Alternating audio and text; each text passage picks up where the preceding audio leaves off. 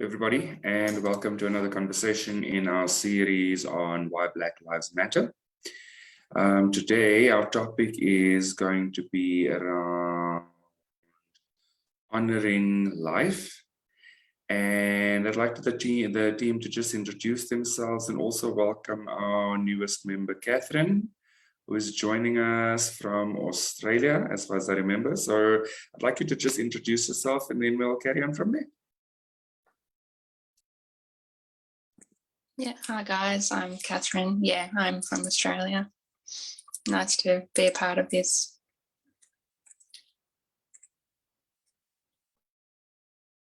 Hey guys, I'm Noreen.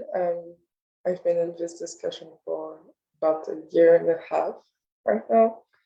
Happy to be here and welcome, Catherine. We're happy to have you.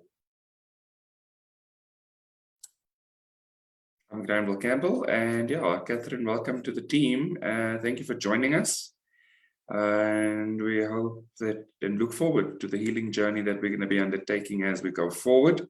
So yeah, Irene, I think you said we've been doing it for about a year and a half. So yeah, we're on part 70. So it has been quite a while, yeah.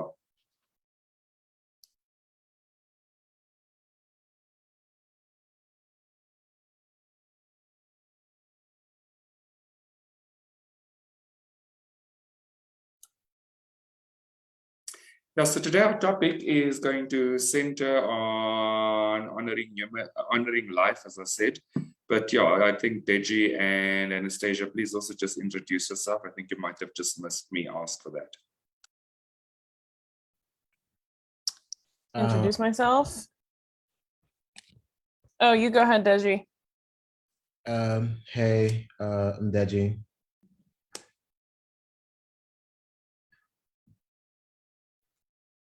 Hi, I'm Anastasia. I've been a student of Twin Flames Universe for 4, maybe 5 years, something like that. Nice to meet y'all. So our topic kind of developed out of a conversation that we had as a team looking for a topic, and one of the things that came up was the verdict in the Kyle Rittenhouse case. And yeah, so I'm not from the US, so contextually, I'm not sure of the geography of where that took place. But one of the things that kind of stood out for us in our conversation was also just Jeff encouraging us to look at the context and uncover the fuller picture as we explore the topics, and what the reason being that there was a very strong sentiment about the justice in this case, but I feel like the context was probably something that may have been overlooked. And so one of the things that came out was that this kind of the justice process was as a result of looting and rioting and all of those kind of things, and he was somebody that actually shot at people, and the sentiment was that he got off. That he got off, but that there wasn't the context of what was the full picture, what was actually happening at the time. So like one of the things that Jeff encouraged us to do was also just kind of look for the union in things, as opposed to kind of looking for division. And so I feel like that's also encouragement to look at the full picture. Look at what happened before, what's happening after, what's happening in the middle of all of this, so that we do have a greater sense of what is actually happening and what that brings up for us as a team as we heal through the components that we've identified for healing in the why Black Lives Matter conversation is taking place. So, you know, I think for me, one of the sentiments that I think is probably quite important for us is to start to be a little bit more grounded in our approach to finding the topics, but at the same time also not avoiding topics because it may be uncomfortable or it may speak to something that we aren't ready to really deal with. And I feel like one of the things that always is highlighted to me is that your healing comes up when you're ready to deal with it. So it might feel like an uncomfortable topic to look at, it might feel like a odd corner to shine a light in, but at the same time, it wouldn't be showing up in our reality if we weren't ready to broach this new topic. And so this new topic today is around honoring life. And yes, contextually, there was something that led us into this place, but I feel like from the perspective of the Black Lives Matter conversation, it is a good place to go to, in that one of the things that we agreed to in probably 5 or 6 weeks ago was to start really delving into the core of healing racial separation. And in doing that, I feel like a good next step is honoring life. So I'd just like to open that sentiment up to the team and see how they feel about it.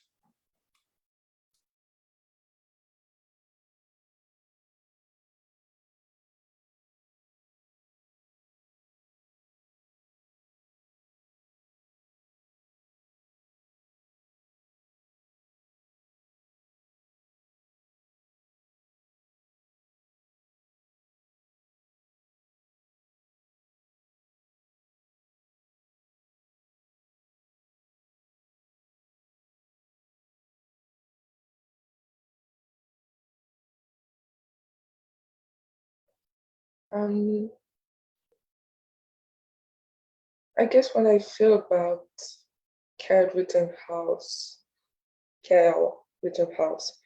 I'm not a US citizen, but what I remember of that case is the injustice and unfairness that was felt that day when, you know, demonstrators had to face police and the army, whereas he could walk like free and not be arrested or not have violence exercised against him, while he had pretty big gun in his head. So I think there was sense of unfairness from that day. That was that came up this past few days, and then also I would say the question why did the life of 2 people end that night? And so I agree that there is like a missing context. Feels like there are a few questions that are unanswered right now. So yeah, maybe that Deji or Anastasia would like to fill us in if you know any more about this than us. Well, I think what mainly is coming up for question with this particular event, trial, whatever you want to call it, is a lot of people are saying that there's like a point where you kind of like give up the right to self-defense, like if you break other laws. So that's part of what I know about it. I'm not sure like of the whole scope of the situation, like why he did what he did. I'm like kind of fuzzy with that. I do know that I did watch the trial, and the guy that was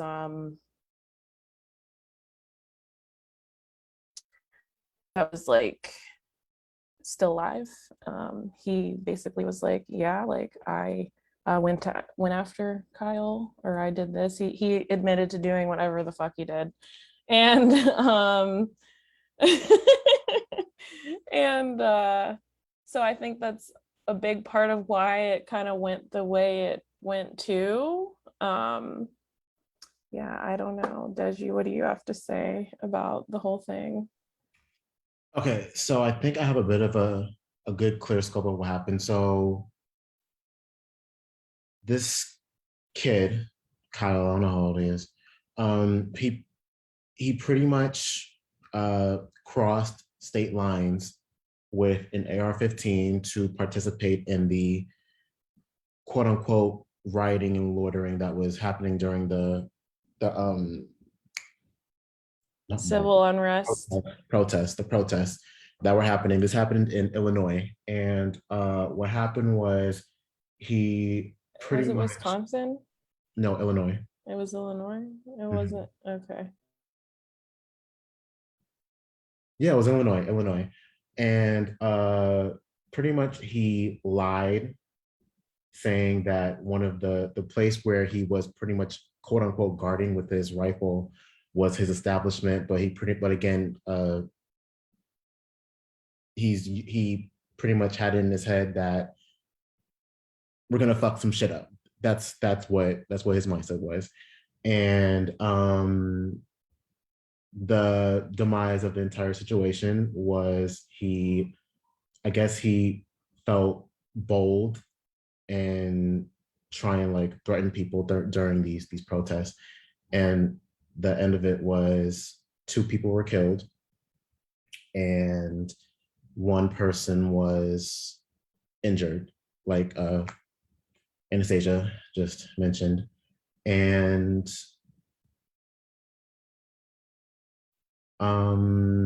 yeah, that's about it. And then it came clear what happened, the truth about him saying that he was lying about owning whatever establishment he was covering at the time. And he crossed, his mom actually drove him across state lines with his gun, but nothing happened to the mother though. But yeah, and he got free. That's what happened.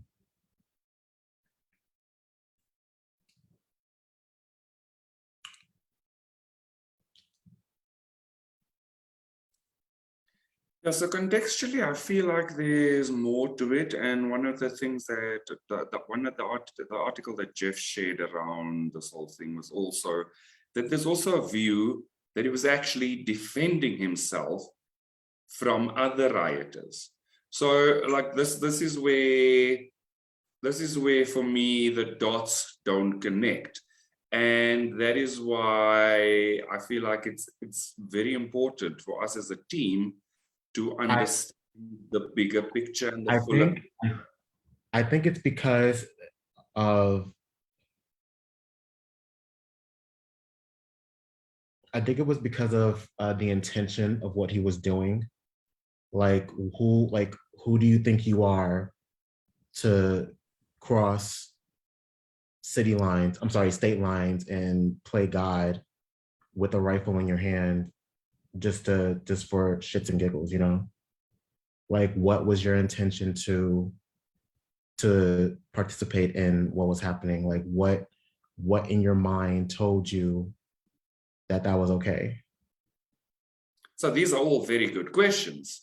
The conjecture around what his intention was is the thing that kind of it makes it murky. And it makes it murky in the sense that we only will hear the perspective to the point that somebody shares it.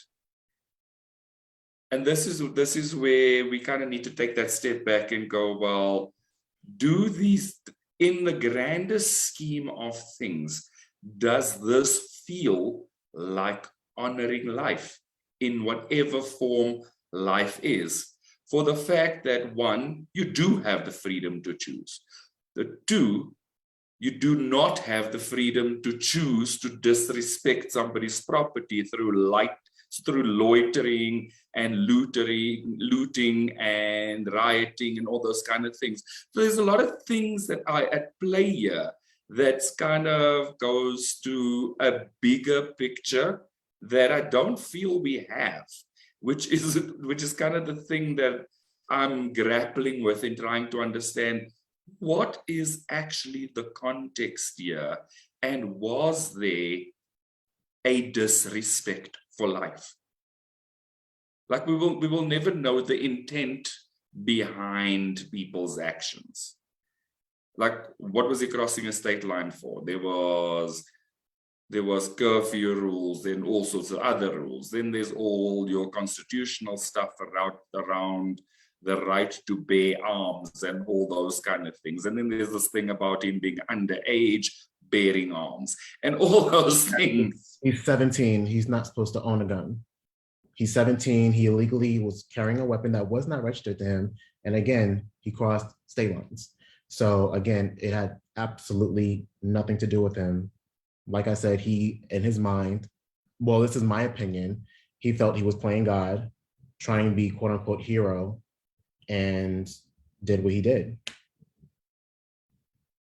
No, you see, and that this is exactly where we're sitting in a situation where we all have components of information. We don't have the full picture. And I think, what exactly? Pardon? The full picture of what exactly? Well, we know two things. Uh-huh. He had a weapon that he shouldn't have had, and he crossed state lines. There's a view that he was protecting himself. Now there's a view that he was playing God. Like, what is the situation? What is the picture? How do we get to the space where we actually live in a society where we still honor life? Like, lives were taken. But again, there's the view that he was acting in self-defense. What is the truth? And so for me, the truth is about really getting into the core of what is the feeling behind it. Like, is there really an intent to honor life in these things?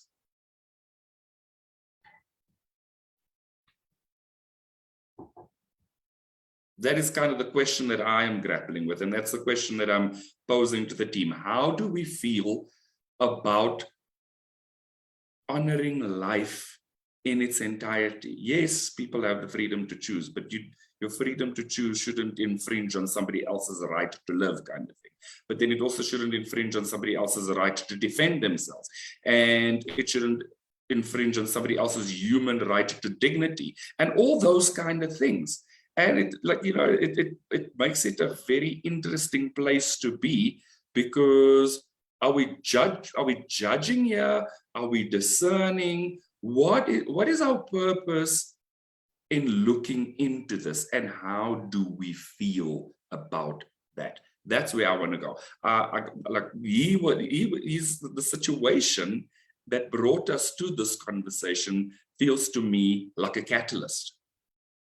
It was just a precursor to this conversation, but the core of our conversation is the unionist perspective of looking at union in life, being a unionist in that space, not looking at the division. There's going to be divisions in various forms. What connects us as humanity, and how do we honor that?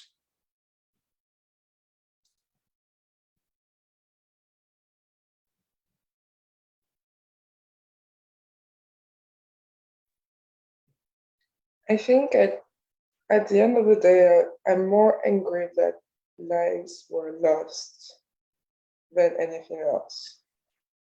And maybe where we are wrong as humans is trying to find a culprit externally in facts, instead of feeling it out first, but lives were still lost. And that's what really upsets me.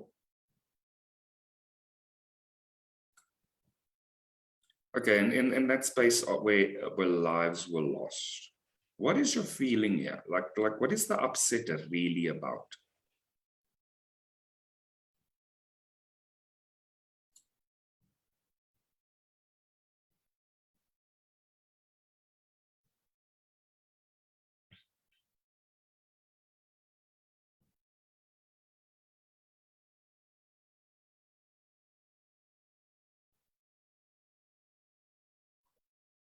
And things that are coming up is like, why could it have been avoided?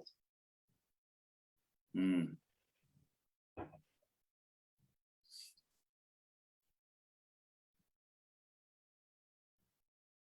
And if you were to potentially give yourself the power to answer that question, what would your answer be?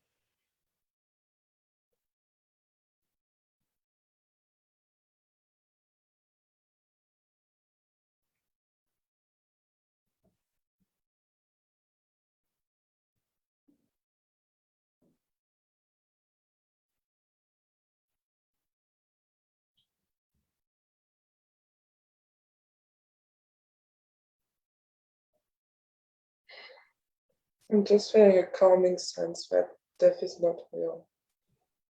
Mm-hmm.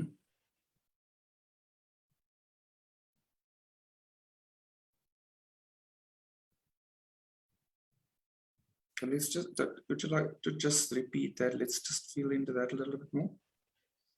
Yeah, and just when I gave myself the power to answer that, I just felt a calming sense that death was not real. Mm. And knowing that, who really has the power over life? Good.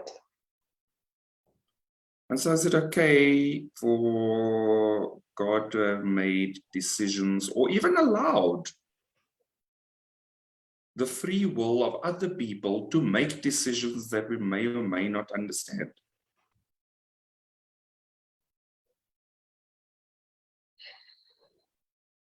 Yeah.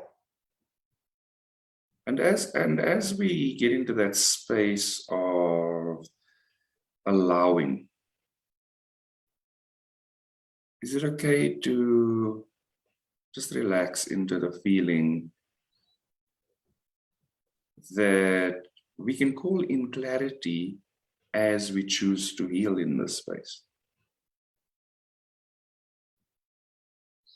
Yeah. Just to call in clarity in this space. But as we call in clarity, it kind of gives us the opportunity to relax into our feelings more. And so what's that next feeling that's coming up for you?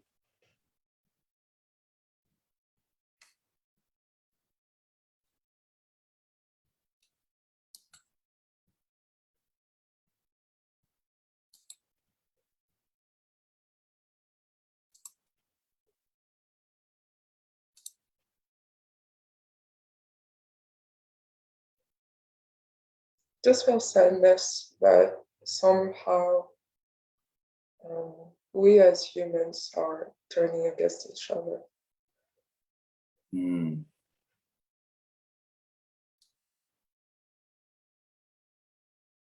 It says it's safe to claim connectedness and union in the space. Yeah, it is. As we claim union in the space, is it okay to let go of opposition and just allow it to evaporate? Just allow it to dissolve naturally and peacefully. Yeah, just to let go of that.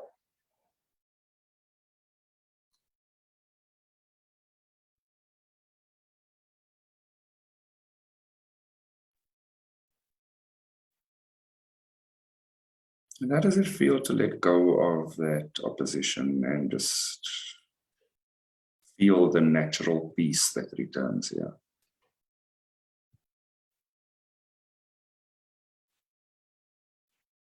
Yeah, more grounded, more settled. Does it feel like a greater feeling of safety as well?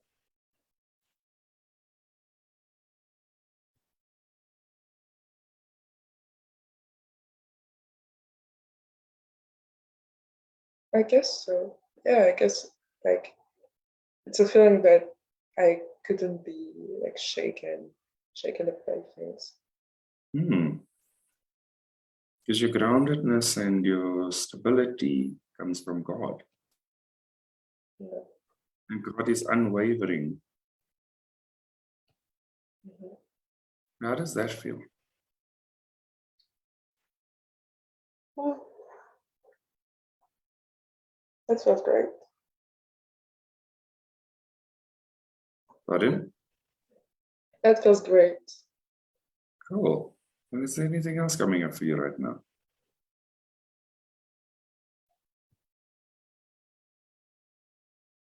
I feel good. Awesome. And one of the things that kind of just cropping up for me as we walk through the ceiling is also just allowing life to unfold. And sometimes in allowing life to unfold, that is actually how we honor life. We cannot control every single situation, and we cannot control every single nuance. And so it's okay to let ourselves off the hook for feeling responsible in that space. How does that feel? Yeah, it feels nice. I think we've gotten around this topic quite a few times in the past few weeks. But it feels truer than as of right now. Yeah. I even had a dream, I think it was yesterday, about my native island because there is a lot of protest and unrest right now. But the dream was about like the mountains and how it's like a sacred magnetic field, very rich, very like untouched and beautiful and heavenly. And so I had the choice to just stay there or go with the unrest and chaos. And so it helped me release that responsibility from people. Yeah. And when you look at the symbolism of the sacredness of the mountains, what does that provide really?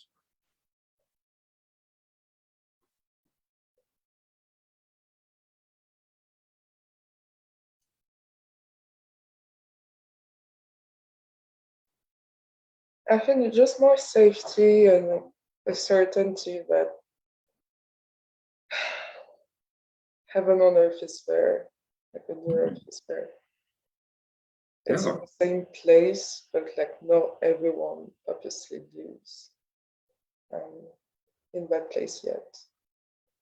Yeah, and like the thing that for me, the symbolism of the mountain is about steadfastness and security, and the mountains being part of the sacredness of life itself, which I kind of feel like ties in very nicely with our topic of honoring life, honoring the structure of life and the form of life.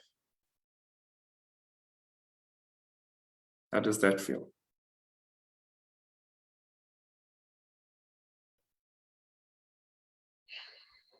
Yeah, it feels very good.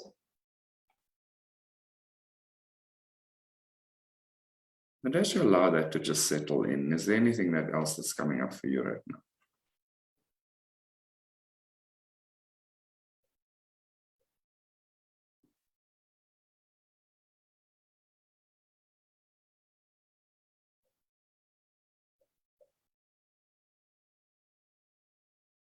No, I just feel like I want to let go of the remaining sadness. Amen. Is it okay to let go of it? Is it safe to let go of it? Mhm. And as you do, what do you find in its place?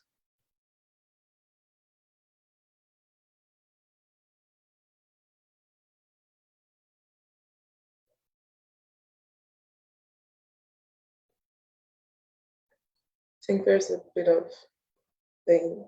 Yeah. There's a bit of pain. Right. Yeah.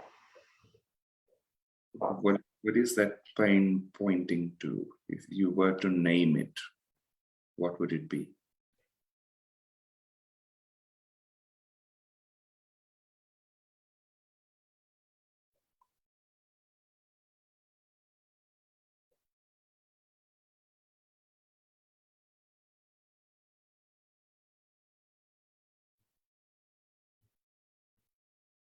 I guess I was just asking myself, like, will the unrest and violence get better, like ever? And so, like I feel like that's a perfect question, and your dream provides some of the answer to it. Because one of the things about mountains that we've been taught as kids is that your faith moves mountains.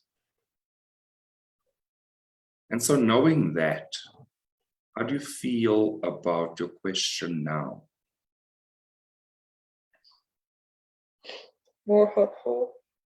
Yeah. And I feel like there's a lot of symbolism behind the physical structure of a mountain. Like, there's the stronghold, there's the steadfastness, there's the stability of it. But then there's also the metaphor in the Bible about your faith moving mountains, and that you only have to have faith the size of a mustard seed. And so, like a lot of it is about having faith and trusting God to resolve what is happening here, and releasing yourself from that energy of needing to completely understand and control it.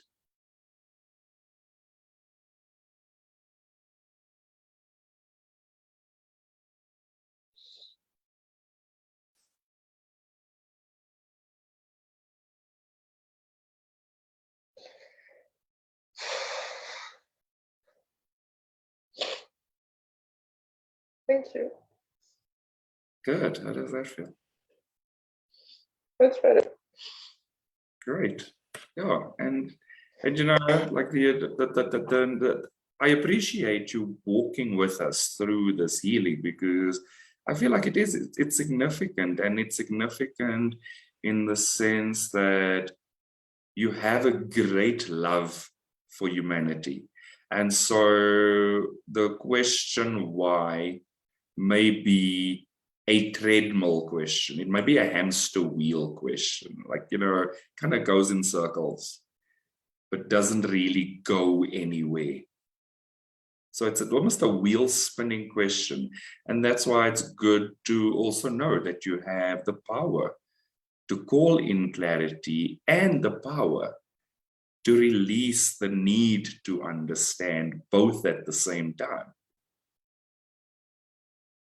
How does that feel?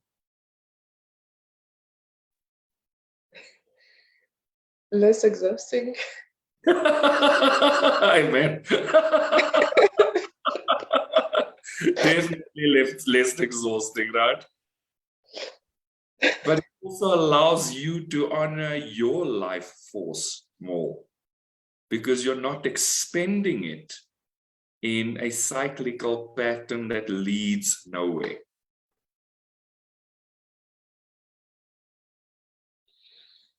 Yeah. How does that? Yeah, it feels I feel good. I feel much more equipped for this kind of situations. Amen. And it's all God's guidance, right? And so it goes back to our conversation 2 or 3 weeks ago. Like, it's actually okay to have these really intense conversations with God. And we're like, well, actually, what are you doing, buddy? Why are you allowing this? Just kind of give me some peace or some clarity here. Give me something, dude. You know? And it's literally that one of the things I've been taught as a child was ask and you shall receive. And I don't feel like God is a withholding God. So the clarity will come through in some form or another. And in your sense, it kind of came through in a very symbolic metaphor of very sacred mountains. Mhm. And it's just, and again, it's like it's that energy of understanding and even trying to just discern what those mountains symbolize and what they could mean in terms of an answer. And I'll actually share with you that I was with one of the oracle cards that I pulled today in my healing process was also just to keep a dream journal and to write down as much as you do remember from your dreams. And then just ask for spiritual clarity related to those dreams, because they always do have meanings. And a lot of the time in your dreams, you actually do healing work as well.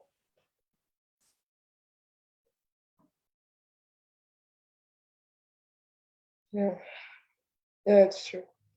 I did ask yesterday, and I did ask today too, because I was like, what the fuck is happening at home? And feels weirdly related to whatever the fuck is happening in the United States. And I feel like there's moments where everything is going to shit. Like, God help me, please. I want clarity on this. I just want peace. And yeah, it's really a beautiful answer.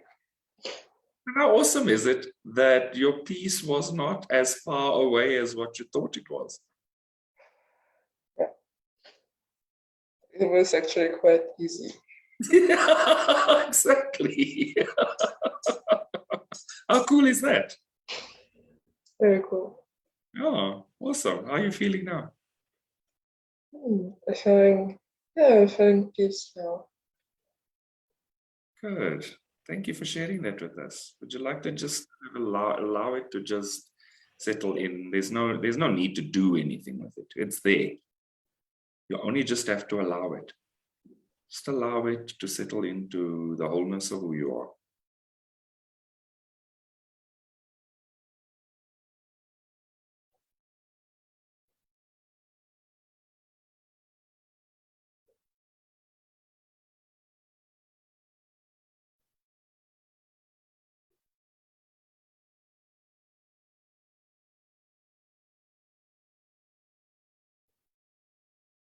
Thank you Awesome. for helping me. Thank you for sharing that with us. Also, just want to check in with the rest of the team. What did that healing bring up for you?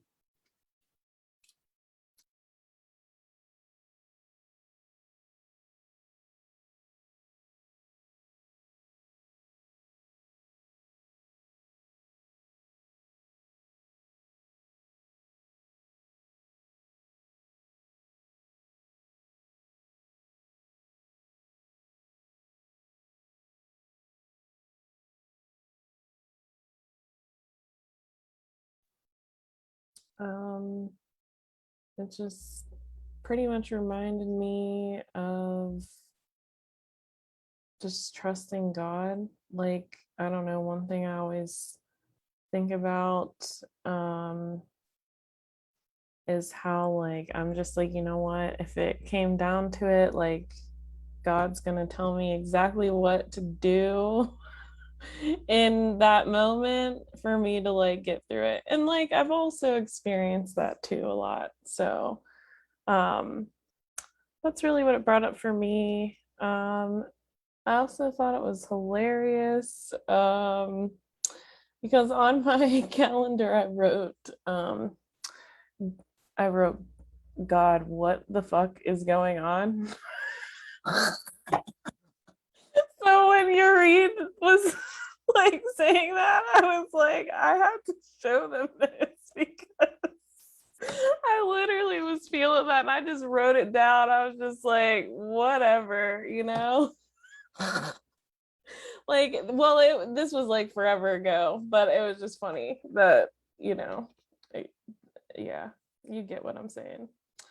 So yeah, that was what it came up with for me. Like in answer to that very forthright question, did God give you some clarity and some answers in that space? Yeah, so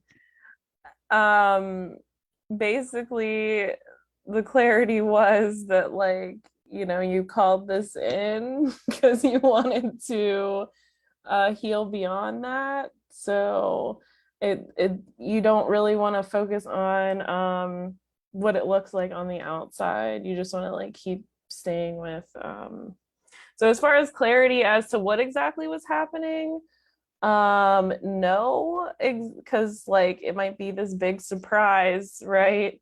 But the clarity was just to have faith. So Very cool. Yeah.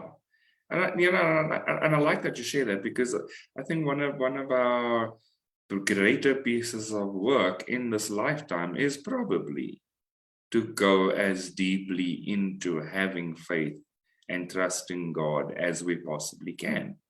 And I just feel like every time something comes up, it's just like to release that and surrender to God even more. It's like literally the energy of, goodness, I can let myself off the hook here. I am not responsible in this space.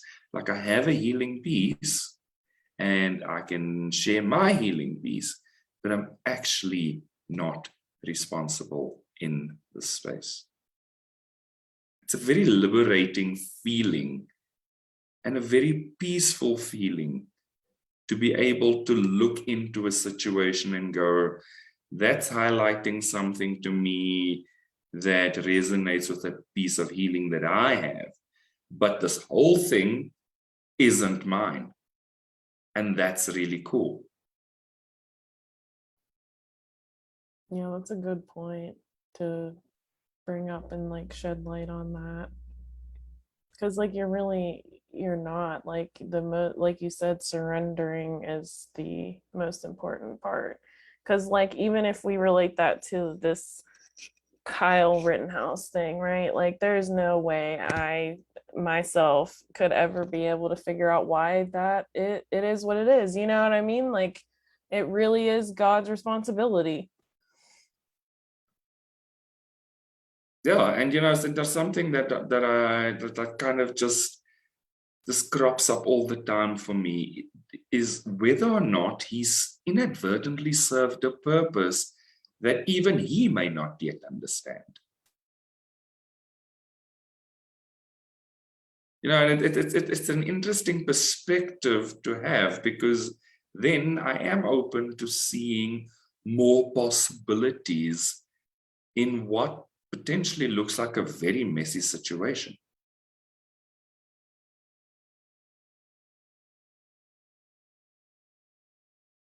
Deji, how do you feel about that? That feels about right. I don't know what it is that he's making clear, but I mean, I'm interested in seeing what it is. How about you, Catherine? How is your first experience of this live conversation? Yeah, mind blown. It's a great way to see it, and from God's perspective, of course, and not our own, and realizing that we can heal and just take that weight off our shoulders, because doesn't feel good. And now I'm just in peace. I feel great. Yeah, very cool. Thank you for sharing this. Yeah, guys, and I think I think we started off in the most appropriate manner that we could have today, because there are so many sentiments about this thing. And we have just very peacefully demonstrated that we can have a diversity of views and still work together in one very unified manner. And I feel like in doing that, we have shared a profound component of what unionism actually is. So I also want to ask you guys how you feel about that.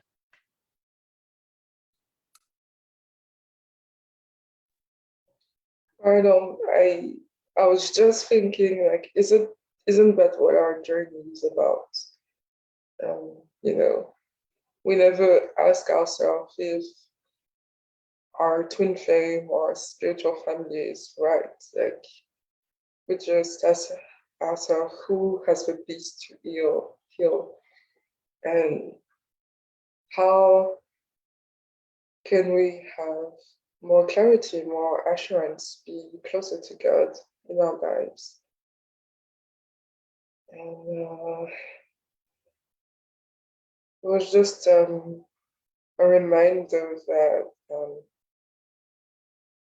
everything is a component of our healing, basically. And that if we're together today, it's for a very specific reason. Even though it might have seemed that we had diverse opinions about this at first.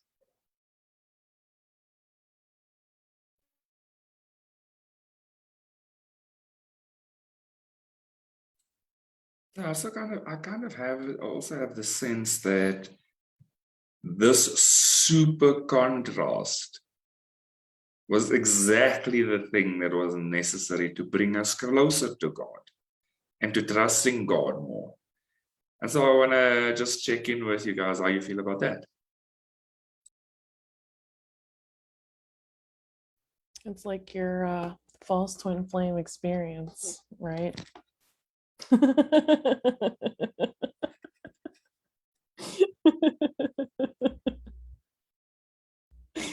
I don't even have more to say.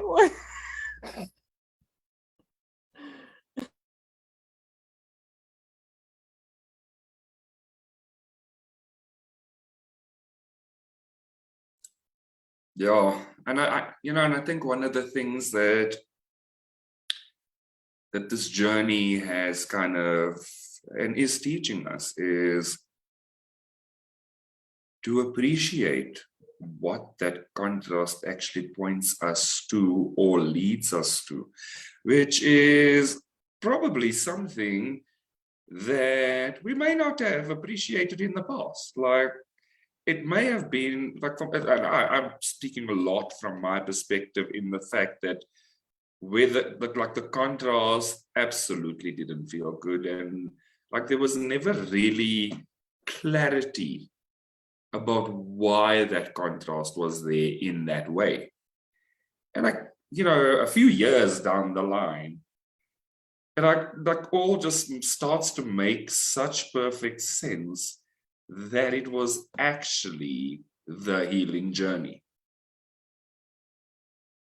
Like, the contrast led me to the places where I needed to heal. Also led me to the places where I needed to accept that I'm a powerful being, to accept that I'm a divine child of God, to accept that I have power to create and manifest quite powerfully in my reality. And so, I feel like in that way, it's kind of helped me to actually honor my relationship with life and honor and appreciate who and what I am on this journey and in this journey of life.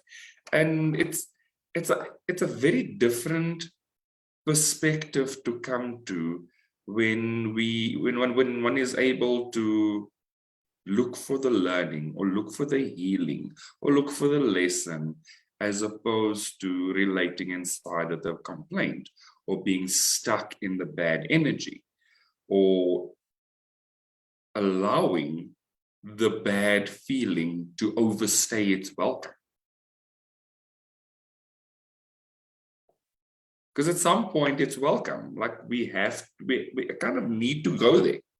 So it's kind of welcome whether we think so or not, but it doesn't have to take up residence, kind of thing.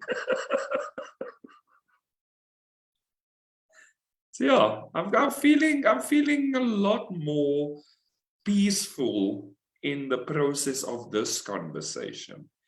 And so I just want to kind of check in with everybody. How do you feel about our topic for today's conversation now that we have gone down the significant piece of healing? Well, that we've done the piece of healing that we did, that was quite a significant yet simple and easy thing once we undertook it.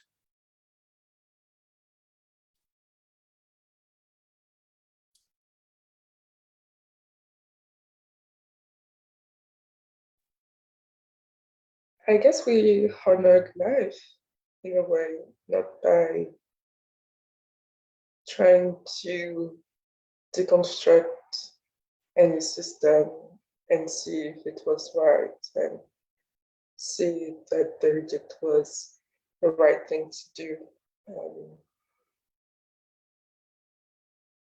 But by healing and, describing all the symbolism that we have experienced these past few days. And so it feels, well, honoring life feels a lot more about ourselves and spirituality than any knowledge that we could have had on our own. And so I feel like us being in that discussion and that healing today was answering the question. And yeah, I don't know how you guys feel about that.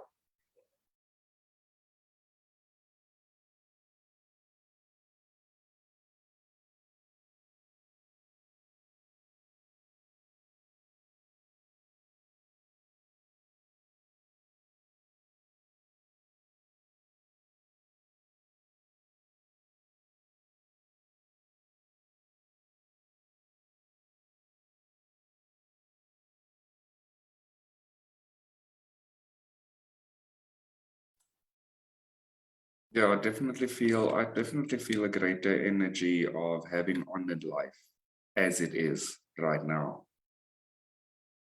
Like, yes, there's something happening on the outside, but there's a more powerful thing happening on the inside.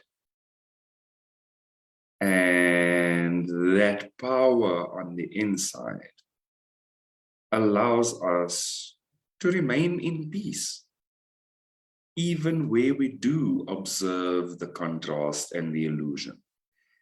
And so that is I feel like that's the healing piece that I received going through this process with everybody today.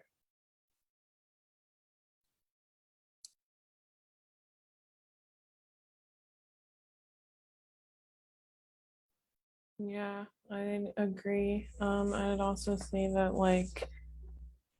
it made me more aware of my power too in this situation, because at the end of the day, life is my choice to make. So that's what I got from everything.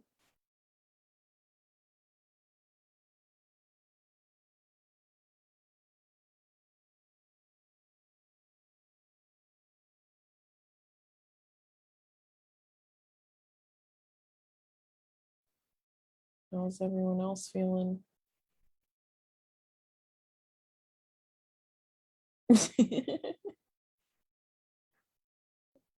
We all good?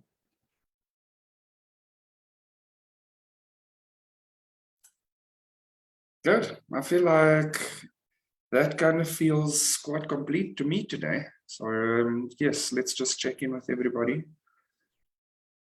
Do you have anything else that you'd like to share before we wrap up today's conversation?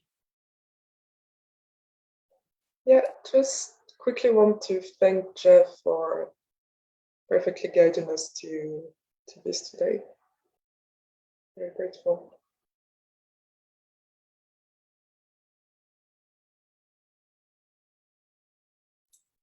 Awesome. Yes, thank you. I think that's quite a powerful place to end our conversation for today.